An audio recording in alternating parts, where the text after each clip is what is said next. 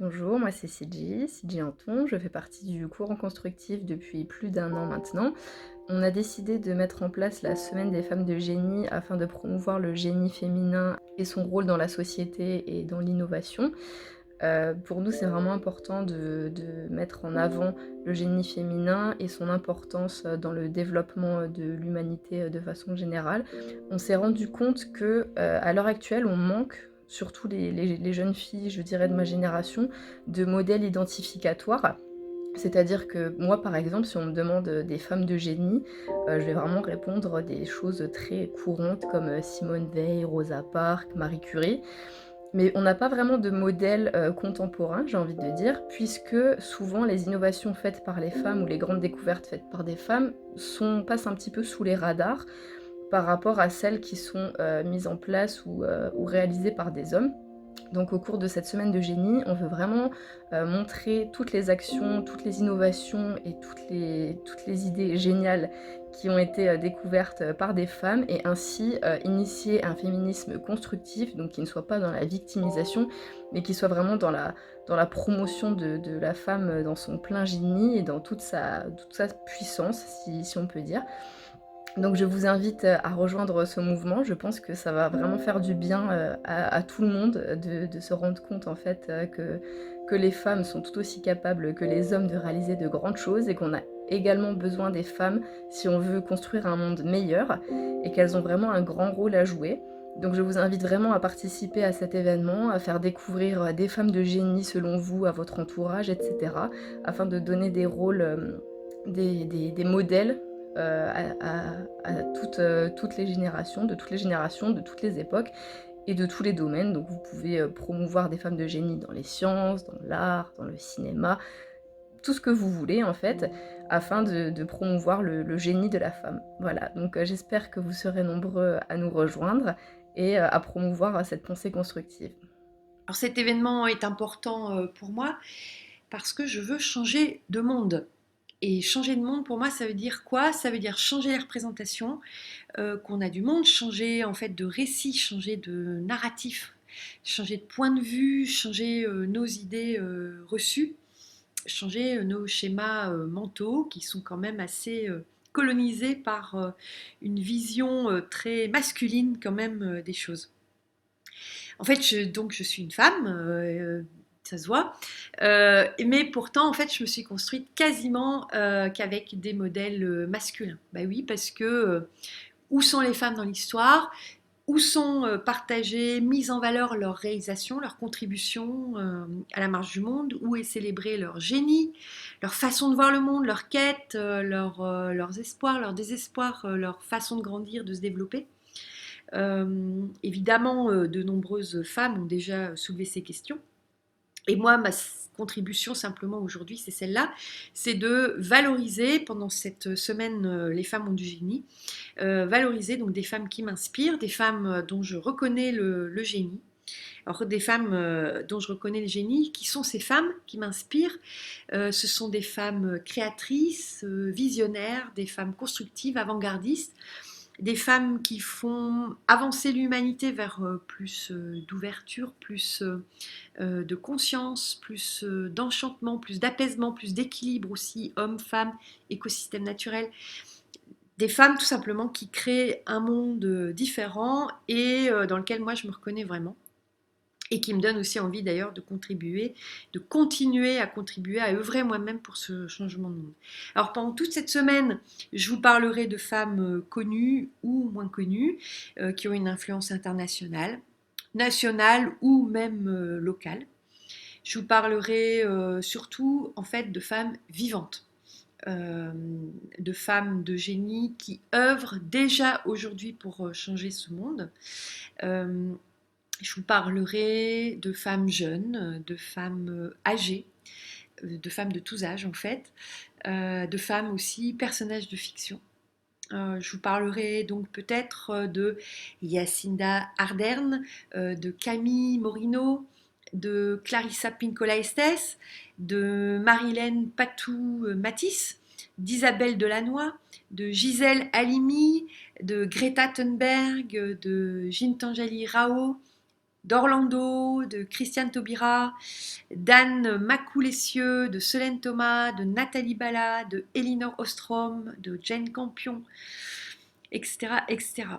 En tout cas, maintenant, c'est à vous aussi de célébrer les femmes qui ont du génie et qui vous inspirent.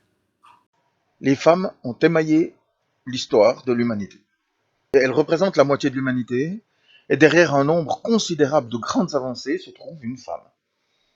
Et ces femmes qui ont fait le monde tel qu'il est ont été soit masquées, soit oubliées par l'histoire, plus ou moins consciemment, en raison de la condition subalterne dans laquelle l'humanité les a conditionnées, reléguées. Et c'est quelque chose qui n'est plus tolérable au XXIe siècle, où nous avons besoin de tout le monde pour construire cette nouvelle civilisation, et en particulier des qualités des femmes. Les hommes et les femmes ont leurs qualités respectives, c'est une question d'égalité, et l'égalité est le socle essentiel à la construction du nouveau monde. Et Courant constructif, au travers du hashtag Les femmes ont du génie, souhaite que le plus de monde possible mette en avant ces femmes qui ont fait le monde tel qu'il est aujourd'hui, pour inciter celles qui hésitent encore à nous rejoindre, pour nous aider, pour contribuer à construire la nouvelle civilisation du XXIe siècle. Le génie féminin est quelque chose de puissant. La femme a une grande force intérieure et les jeunes femmes doivent savoir que tout leur est possible. Connaître le génie féminin, c'est s'autoriser à être, à faire. Ces femmes nous montrent et nous ont ouvert la voie. Nous, les femmes, inconsciemment, nous transmettons à nos enfants le poids de notre histoire, un patriarcat intériorisé qui nous empêche encore trop souvent de trouver notre voie, notre place dans la société. En 68, il y a eu beaucoup de groupes femmes. Et moi, personnellement, je ne me suis pas me suis pas vraiment retrouvée parce que c'était trop orienté contre les hommes. Alors que dans ce nouveau groupe, les personnes qui m'en ont parlé au départ cherchaient plutôt un féminisme où l'homme et la femme avancent main dans la main, où le génie au féminin y est reconnu, mais parce qu'il existe aussi un génie au féminin chez les hommes. Et qu'en fait, je trouve que c'est ça qui est important, c'est de faire surgir de chacun son côté aussi féminin. Comme il y a aussi le côté masculin chez la femme, mais disons que depuis des siècles, quand on parle de génie, on reconnaît plutôt la partie masculine du génie que la partie féminine. Et je reconnais que c'est plus des femmes qui m'ont marqué que des hommes, le long de ma vie d'ailleurs, et qui m'ont marqué quand j'étais jeune, enfin jusqu'à une vingtaine d'années en tous les cas. Mais c'était Marie Curie, parce qu'à cette époque, tout le monde ne pouvait pas faire des études. Et même si on était bon élève, il fallait passer des examens pour entrer en sixième. Donc Marie Curie m'a vraiment marqué comme un rêve un peu de ce que pouvait représenter la science et la recherche. Ce qui m'a marqué aussi à cette époque, c'est Louise Michel, parce qu'en histoire, c'était une déportée qui a refusé des traitements de faveur, elle voulait être considérée comme égale des hommes, et aussi enseigné au Kanak, là où elle était déportée, pas parce qu'elle pensait qu'ils étaient inférieurs et qu'elle avait enseigné quelque chose, mais parce qu'elle voulait faire passer ce qu'elle était en profondeur où on l'avait obligée d'aller, et justement pour trouver un lien commun avec tous les humains, disons. Et puis j'ai été marquée par la guerre, c'est vrai, par la guerre d'Algérie, quand j'avais une vingtaine d'années. Et les personnes qui m'ont marquée, c'est de Jamila, Bouhired et Boubacha, parce que ça a été un peu l'icône de l'indépendance de leur pays. Et il fallait avoir beaucoup de courage pour faire ce qu'elles ont fait. Même s'il y a eu effectivement certaines femmes qui ont pu s'illustrer grâce à Marie Curie, c'est d'ailleurs pour ça qu'on la connaît, hein, il y en a énormément que malheureusement on ne connaît pas et qui aujourd'hui dans les médias ressurgissent, même si ça reste quand même relativement discret. Hein. C'est pour cette raison que j'ai décidé de soutenir l'événement Les Femmes ont du génie, justement pour pouvoir démontrer que oui, les femmes sont parfaitement capables, aussi bien que les hommes, de contribuer à la société et d'apporter leur pierre à l'édifice. Quand on voit le nombre d'innovations qui ont été faites, notamment les femmes qui ont contribué au programme Apollo, mais qu'on a complètement ignoré, oublié, et que maintenant on fait un petit peu ressurgir, eh bien c'est justement pour cette raison qu'il est important de vous dire, mesdames, que vous êtes capables de faire les choses, et qu'il n'y a aucune raison que vous n'en soyez pas capables. Alors ça, c'est un peu la caricature d'une représentation de la femme qui serait la femme sensuelle, qui prend soin d'elle, qui est séduisante, qui va prendre soin de son foyer, de l'éducation de ses enfants, qui va soutenir son mari dans sa carrière, même si on a fait bouger les limites et qu'on a un petit peu avancé, mais un petit peu, on est encore globalement, majoritairement dans ce schéma-là.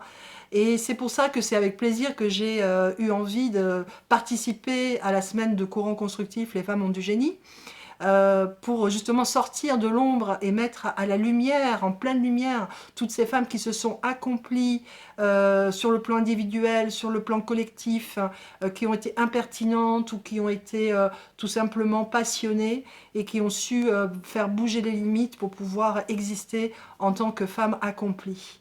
Et du coup, ça m'a emmené à me réfléchir moi-même sur les modèles, les rôles modèles, comme on dit, que j'ai eu dans mon existence. Et en fait, la plupart du temps, moi je viens d'une génération qui a été nourrie au Lagardère-Michard. Il faut savoir que dans le Lagardère-Michard, il y a 3 femmes, hein, un texte de Simone de Beauvoir, un texte de Anne de Noailles et un texte de Marie-Noël. Et donc, mes modèles ont été majoritairement des hommes. Je me suis identifiée à Rimbaud quand j'avais 18 ans, et même aujourd'hui d'ailleurs. Je me suis identifiée à Baudelaire, à Victor Hugo, on ne va pas prendre les plus mauvais. Mais pas du tout à des femmes qui ne m'étaient pas en fait proposées. Donc aujourd'hui, ça a un petit peu bougé dans l'éducation nationale. On propose plus de femmes qu'avant. Mais ce qui m'a le plus frappée, c'est qu'en fait, je me suis rendu compte que même quand on me proposait des femmes à étudier, instinctivement, pour moi, ça passait comme des textes mineurs. J'avais intériorisé l'idée que s'il y avait des femmes écrivaines, elles, c'était finalement mineures et pas du tout à la hauteur de Victor Hugo. C'est pour ça que c'était important pour moi de participer à cette semaine. J'aurais encore beaucoup de choses à vous dire, mais je voudrais surtout terminer sur le nom de quelques femmes qui sont importantes pour moi. Anna Akhmatova, des poétesses, Emily Dickinson, Louise Labbé, Marceline Desbordes-Valmore, André Chédid, Nina Berberova, Assia Djebar, chez les actrices Meryl Streep et Judy Foster. Sortons toutes ces belles femmes de l'ombre. Personnellement, j'ai grandi dans une famille très masculine, avec des frères, des oncles, des cousins. Et il a fallu que j'attende vers l'âge de 30 ans pour véritablement prendre conscience de la condition des femmes dans cette société. Je me souviens, c'était vers 2015, à cette époque-là, j'ai commencé à travailler dans un centre de développement personnel à Paris. Et le développement personnel, c'est un milieu qui brasse énormément de femmes. Il y a plus de 80% de femmes dans ce milieu. Et c'est là que j'ai découvert la condition de toutes ces femmes blessées. Il y avait énormément de femmes qui avaient été victimes d'abus sexuels, de viols, d'agressions, d'inceste, de pervers narcissiques, etc. Et c'est là que j'ai pris conscience que ce phénomène-là n'était pas du tout marginal, mais qu'en fait il est massif. C'est un peu ce qu'a révélé après l'affaire MeToo, en soulevant le voile sur cette réalité dont on parle trop peu. Et personnellement, je me suis mis à avoir des amis qui étaient des femmes blessées comme ça, et du coup c'est un problème qui s'est mis à me concerner personnellement, à me toucher beaucoup plus personnellement. Et un peu plus tard, j'ai commencé à développer une activité moi-même de coaching, et dans le cadre de cette activité, j'ai reçu énormément de femmes blessées. Il se trouve que j'avais un ami dans la police, et alors il me les envoyait, une fois qu'elles étaient venues porter plainte au commissariat, pour qu'elles puissent travailler sur leurs blessures, et ne pas reproduire leur schéma. Et donc comme ça j'ai reçu un certain nombre de femmes, et j'ai pu identifier qu'il y a toujours 2 traits fondamentaux chez ces femmes blessées. Premièrement, c'est une profonde carence en termes d'amour de soi. Et deuxièmement, c'est une incapacité à entrer dans une énergie de puissance. C'est ce qui fait que ces femmes ont du mal à s'affirmer face aux hommes, à dire stop, à dire non, etc. Et donc, je me suis mis à travailler ces qualités-là avec ces femmes, et puis au bout d'un moment, je me suis dit, mais en fait, ce problème-là, ce n'est pas un problème individuel, c'est un problème systémique. Donc là, tu es en train de travailler au niveau des conséquences, alors qu'en fait, il faut travailler au niveau des causes, et les causes, elles sont systémiques. C'est toute cette culture du viol omniprésent, c'est ce système patriarcal qui façonne nos psychismes, aussi bien chez les hommes que chez les femmes, et donc c'est là-dessus qu'il faut travailler, et pour ça, il faut mettre en place une culture, une nouvelle culture, qui va permettre aux femmes de se développer dans leur puissance, de développer un amour de soi, une confiance en soi, une estime de soi, qui va leur permettre de s'affirmer dans la société et de ne pas se laisser écraser. Et au courant constructif, là aussi, il y a une grande majorité d'hommes. Et les femmes du courant constructif, du coup, venaient nous voir et nous disaient « Mais où sont les femmes ? Pourquoi est-ce qu'il y a si peu de femmes qui ont envie de contribuer à cette grande transition systémique du XXIe siècle ?» Et donc c'est comme ça qu'on en est venu à réfléchir ensemble à ces questions et qu'on a développé petit à petit cette idée de la semaine des femmes de génie. On s'est dit, plutôt que de faire de grands discours théoriques sur cette question, on va plutôt développer un événement auquel tout le monde pourra participer, dans cette idée qu'il faudrait valoriser ces femmes de génie, ces femmes puissantes, ces femmes libres et accomplies, dans l'idée d'inspirer d'autres femmes, et notamment des jeunes femmes, à contribuer à leur tour à la société, à cette grande transition du XXIe siècle. Voilà. Et donc aujourd'hui, vous pouvez, à votre tour, contribuer à cet événement. Il vous suffit pour ça de choisir une femme qui vous inspire particulièrement, et d'écrire un petit texte sur cette personne, de partager une vidéo, une image sur elle, avec ce hashtag « Les femmes ont du génie ». Et voilà, comme ça, de cette manière, vous allez faire découvrir aux autres une femme qui vous inspire particulièrement, et on espère de cette manière faire souffler sur la toile un grand vent de féminisme constructif.